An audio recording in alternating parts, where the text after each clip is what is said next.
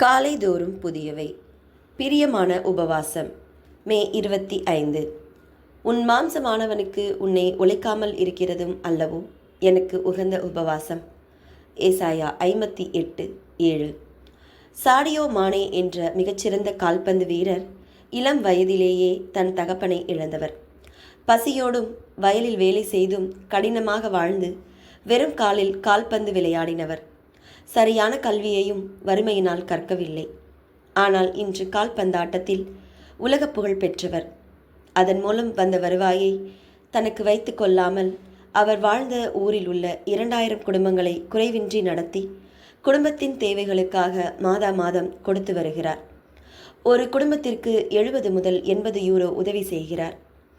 அவ்வூரில் பள்ளிக்கூடங்களும் அரங்கங்களும் கட்டி கல்வியும் நல்ல பலவித திறமைகளை வளர்க்கக்கூடிய பயிற்சிகளையும் கொடுத்து வருகிறார். மக்களுக்கு உணவு, உடை, காலணிகள் வழங்குகிறார். மானே ஆடம்பரமாகவோ ஆடம்பர கார்களையோ ஆடம்பர பொருட்களோ எதுவும் எனக்கு அவசியமும் ஆசையும் இல்லை என்கிறார்.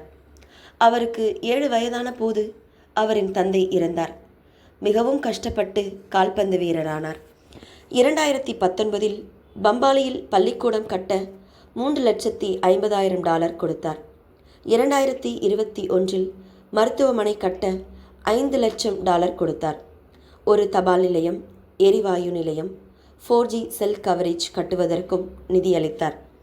தன்னை மிகவும் எளிமையாக காண்பித்து தனக்கென்று எந்த விலையுயர்ந்த பொருளையும் வைத்து கொள்ளாமல் பிறர் தேவைகளை மாதா மாதம் 2000 குடும்பங்களை தாங்கி தான் சிறு வயதில் பட்ட கஷ்டம் போல் யாரும் கஷ்டப்படக்கூடாது என்று தொடர்ந்து உதவி செய்து வருகிறார். இவரை போல் நம்மில் எத்தனை பேர் யோசிக்கிறோம் அல்லது உதவ முன்வருகிறோம்? மேலும் ஏசாயா 58ஆம் அதிகாரத்தில் வசனங்கள் சொல்வது போல் ஒரு உண்மையான உபவாசம் நமது சொந்த பாவத்திற்கு எதிரான ஆன்மீக தாக்குதலை உள்ளடக்கிய உபவாசம். நாம் வேறு எதற்காக உபவாசம் இருந்தாலும் நம்முடைய சொந்த பரிசுத்தத்திற்காக நாம் உபவாசம் இருக்க வேண்டும். தெரிந்த பாவத்தில் வாழ்கிற நாம் நம்பகத்தன்மையுடன் எதற்காகவும் உபவாசம் இருக்க முடியாது. நம்முடைய சொந்த பாவத்திற்கு எதிரான தாக்குதலை உள்ளடக்கிய பிரார்த்தனை மட்டுமே உண்மையான பிரார்த்தனை. மனுஷன் தன் ஆத்துமாவை ஒடுக்குகிறதும் தலைவணங்கி நாணலை போல இருட்டிலும் சாம்பலிலும் படுத்துக்கொள்ளுகிறதும் எனக்கு பிரியமான உபவாச நாளாய் இருக்குமோ?